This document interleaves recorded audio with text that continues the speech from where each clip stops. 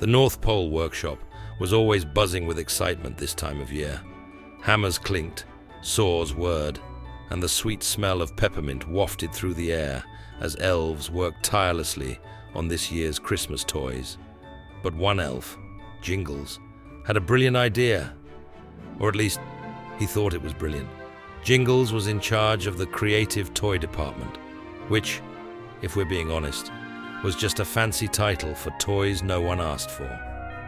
His job was to invent new things to keep Christmas fresh, because after hundreds of years of making the same teddy bears and toy trains, even Santa liked a little variety. So this year, Ingles had outdone himself.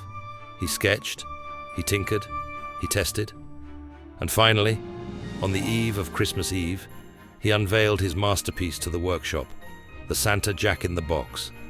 He placed it in front of the elves with a proud grin. Behold, a toy that captures the spirit of Santa in a way that no toy ever has before. The elves gathered around as Jingles turned the crank. Clink, clink, clink. The tune of Jingle Bells played softly as the box wound up. And then, pop!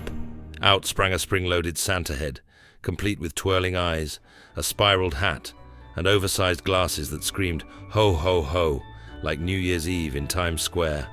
The elves screamed. Peppermint sticks were dropped. A teddy bear lost an arm.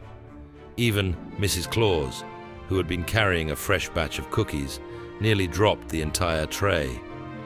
Jingles, Santa bellowed, his beard still trembling from the horrific pop-up. What in the frozen north is that thing? Jingles cleared his throat. It's fun, right? Kids will love it. Santa turned to the nearest elf, who was still cowering behind a rocking horse. Tinsel, do you love it? Tinsel gulped. It makes a strong impression. Santa sighed. Jingles, son, I appreciate the effort, but Christmas is about joy, not, well, terrifying children. Jingles looked down at his invention, now bouncing wildly on its oversized spring. Maybe the glasses were too much. Santa rubbed his temples. Maybe everything was too much. So, with a heavy heart, Jingles returned the Santa Jack-in-the-Box to the Do Not Distribute pile, right next to the auto gift wrapping machine that almost ate an elf.